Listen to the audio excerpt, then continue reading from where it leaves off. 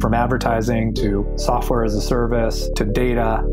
Across all of our programs and clients, we've seen a 55 to 65% open rate. Getting brands authentically integrated into content performs better than TV advertising. Typical lifespan of an article is about 24 to 36 hours. If we're reaching out to the right person with the right message and a clear call to action, then it's just a matter of timing. Welcome to the MarTech Podcast, a Ben J. Schaap LLC production. In this podcast, you'll hear the stories of world-class marketers that use technology to drive business results and achieve career success. We'll unearth the real-world experiences of some of the brightest minds in the marketing and technology space so you can learn the tools, tips, and tricks they've learned along the way. Now here's the host of the MarTech Podcast, Benjamin Shapiro. Welcome back to the MarTech Podcast. All right, today we're going to hear about conversion rate optimization. Justin Christianson is the founder of Conversion Fanatics, which is a conversion rate optimization agency that works with the likes of Hertz, PayPal, and Burt's Bees. In our last conversation, Justin walked us through his methodology for conversion rate optimization, how he works with some of his clients, and a little bit about the toolkit that he applies. And today, we're going to ask Justin to join us in a case study where we go through a real-world example of how he can apply his conversion rate methodology to a startup that I started years ago called strumschool.com. Here's the rest of our interview with Justin Christianson from Conversion Fanatics. Justin, welcome back to the MarTech Podcast. Hey, Ben, thanks for having me. So I have a sob story to tell you. The first startup that I started is a business called strumschool.com. And Strum School is a guitar lesson marketplace where originally we started trying to connect guitar students and teachers for live lessons. Mm-hmm. I left my job at eBay and decided I was going to start this startup to be essentially the FaceTime for guitar lessons. And that business model crashed and burnt. Turns out people would rather have YouTube videos or just take lessons at home. So I pivoted my business to being focused on video guitar lessons, where we were putting together a collection of the first 50 videos that every guitar student needs before they start taking lessons. With that context, where the sob story comes in is my business was trucking along. We were driving a bunch of traffic with our videos. And when I put everything behind a paywall, naturally our organic traffic tanked. So I went from driving tens of thousands of visitors to my guitar lesson website to hundreds within a day when we made a change to how Google views our content. So my issue now is I'm sitting with a website, and for the record, I don't pay much attention to strumschool.com, but I think this would make a great case study for us to talk about conversion rate optimization. I have a website that people are coming to primarily through organic traffic, and we're not getting a lot of conversions, and what we're trying to sell them is online guitar lessons. So talk to me about how you would put together a strategy for driving conversion rate optimizations, knowing that we're getting primarily organic traffic, and we're trying to sell people a package of 50 guitar lessons, and it's a $100 lifetime subscription. Okay, the first thing that I would do is comb through any of the data to figure out kind of, we talked in the previous episode a little bit behind the methodology, but it's really just understanding what these visitors are doing, how they're interacting with the site, what kind of roadblocks they're seeing. And then I would basically go through and comb through the site and kind of follow the typical visitor journey, starting from the homepage and working our way through to the rest of the pages on the site to see what kind of split test ideas initially we can come up with. And then we kind of match that up with the initial data. Now, I haven't seen any of the data, and I literally just opened this website. So this is going to be a little bit fun. It's beautiful, isn't it? Mm-hmm. I can't tell you that this was my pride and joy for years. And the truth is, the reason why I stopped doing strumschool.com is my girlfriend at the time said she was willing to accept a promotion to fiance, but I had to go get a steady paycheck. So I abandoned Strum School to basically spend more time with who is now my wife. That said, I can tell you a little bit about the data that we have. So when people come to the website, most of the time they're coming through a content page. There's a fair amount of blog content. Most of it is easy guitar song related content. The business model is selling people the first 50 lessons. So everything from the body of the guitar through how to tune the guitar to understanding how to fret notes and then play basic chords, the chords that everybody needs to get through their first song. And we sort of stop there and say, okay, once you know how to play the basic chords, we'll help you find a guitar teacher in your local area. The problem that we do a pretty good job of getting people from the content to the homepage. They click the Strum School logo in the top left of the page, and they'll actually go through the homepage and they will give us their email address. We actually do a pretty good job in terms of email collection, but getting someone from the email collection phase into actually purchasing the product seems to be the problem. So once you're getting some information from somebody, what do you do to bridge the gap to get them to actually purchase a product?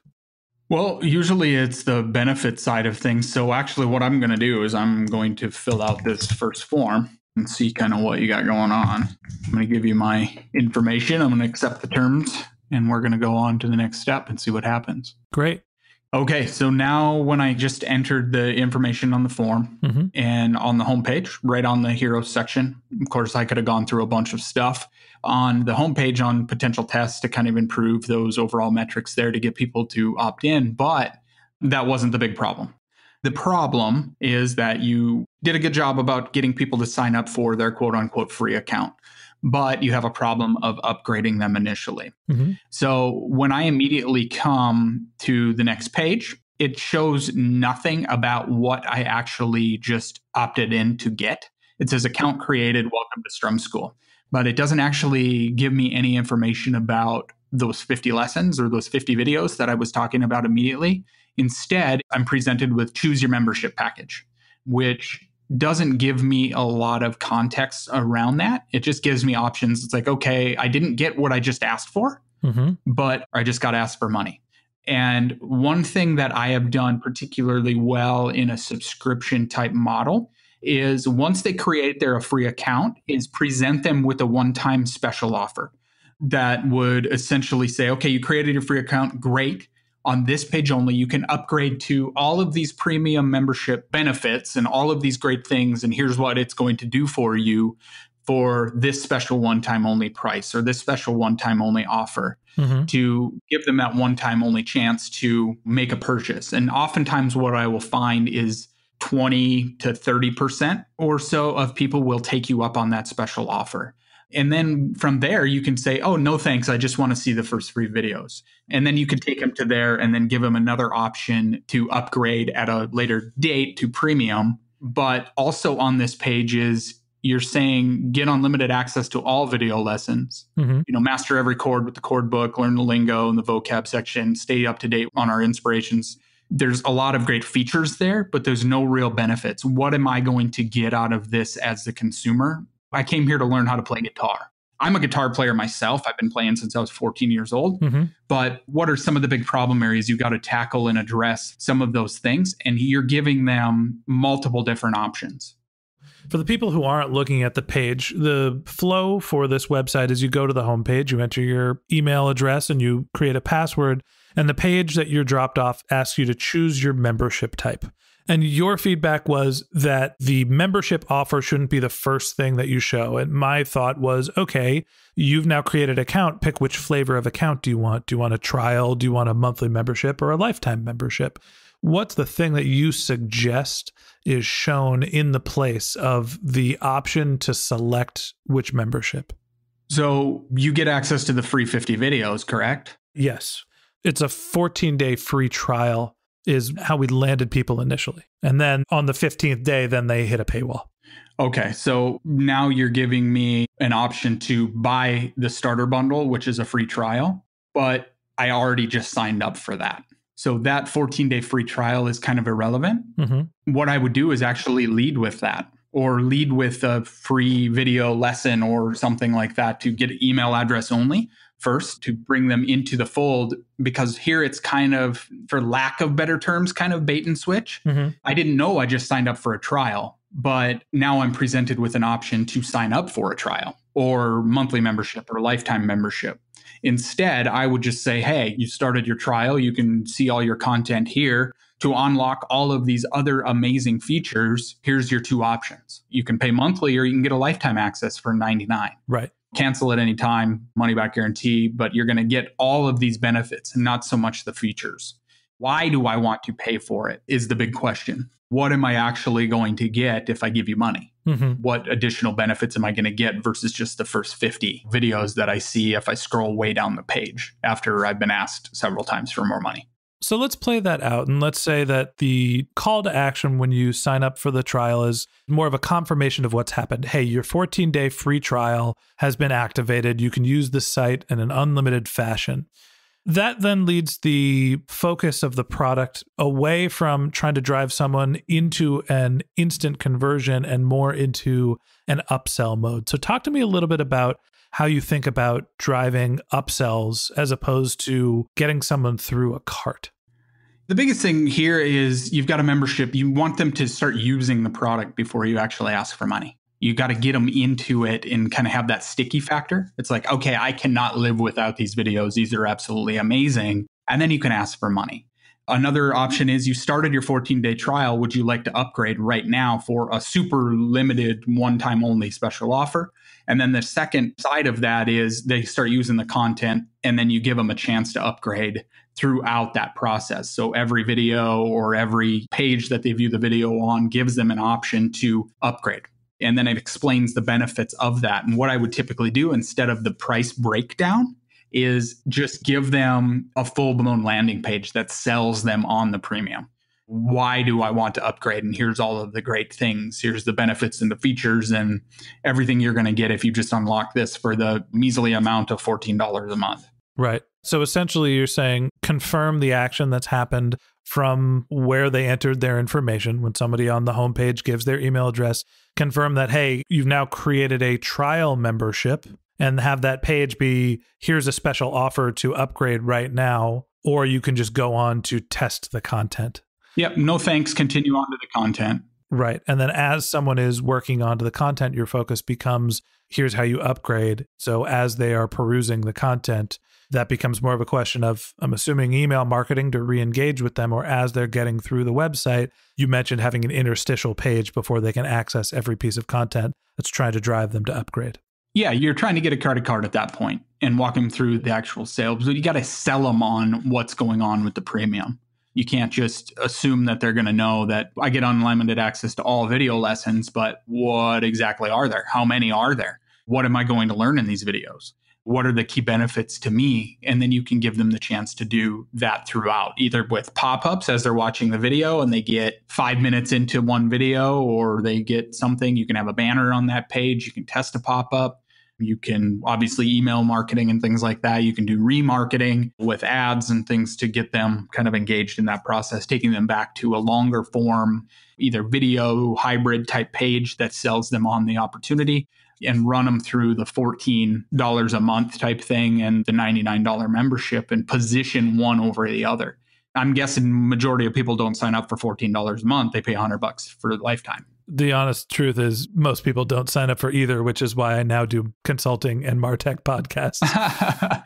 Okay. But yeah, I mean, there's some things you can do too from the monthly membership side. If they sign up for the monthly membership, you can say, hey, why don't you just unlock a lifetime membership and pay just a little bit more one time instead of paying monthly? Nobody likes monthly. Right. Even though it is a minute amount of money. Yeah. But yeah, it's just really selling the benefits and the features of going through that process. And then when they click, giving social proof of what people are getting. Nobody wants to be first when it comes to signing up for something, especially guitar lessons. They want to know that somebody else has achieved what they are looking to achieve, that they know that you are the real deal. Social proof plays a big role in this. And then clicking on to the actual checkout side of things, there's a handful of things that you can do here. Basically, you're selling them. I just clicked on the $14 a month button, taking me to the checkout page. And here is something that you can just keep your logo, but you can remove the header so you don't give them any distracting elements or what they want to do. And then what's weird here is it actually says $19 a month on your checkout page instead of $14. Just a little caveat there, but I know this isn't a big focus for you. So, But monthly premium membership, what is the monthly premium membership? Usually I'll put a progress bar. I'll restate the benefits of the actual membership of what they get. I'll back it up with some social proof. I'll do things like icons instead of just saying 30-day money back guarantee or cancel anytime or whatever it might be. I'll use icons, satisfaction guarantee, 30-day money back. I'll use some social proof on here too.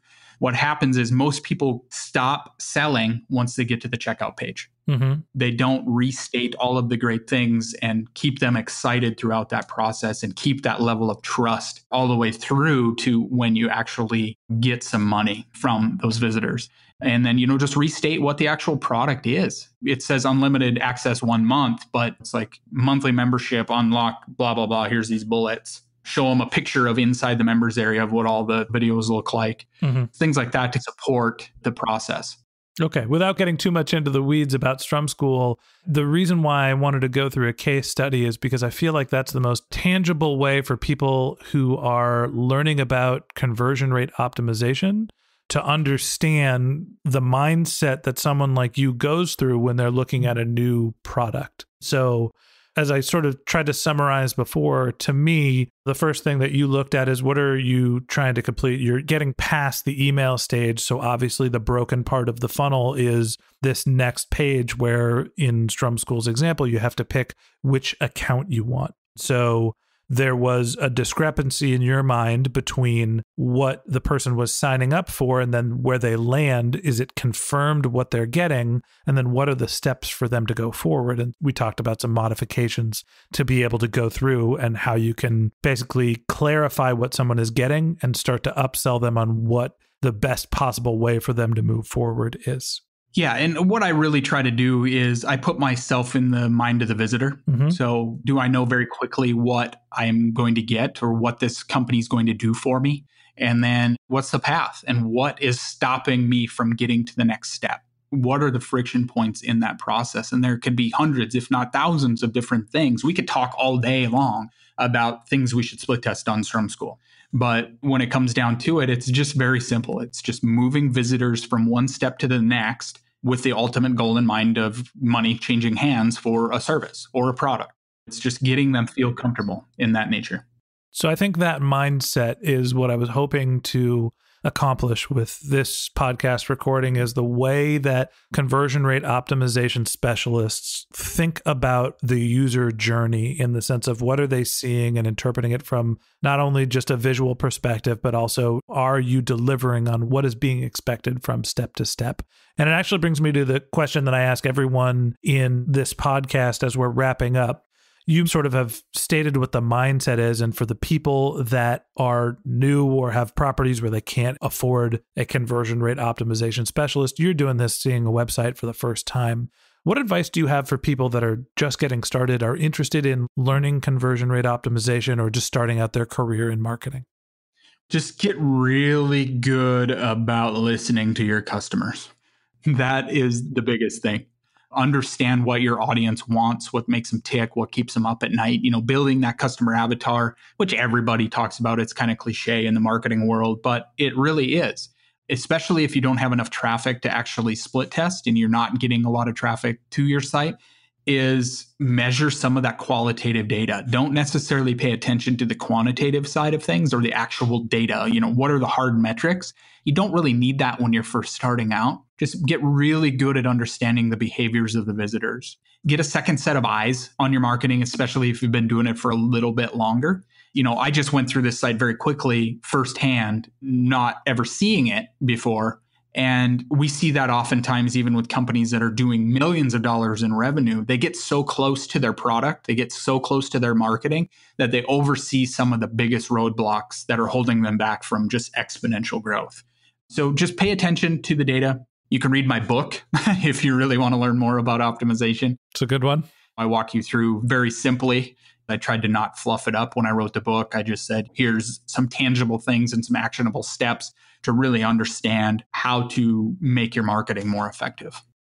I totally agree with you. I think that's great advice. And I will go on the record of saying I am totally blind to everything that is wrong on the Strum School site, because it was such a passion project of mine that I just think it's a beautiful little snowflake. But with that said, let me ask you the last question before we let you go. I know that you have your website for your agency. You mentioned that you have a book.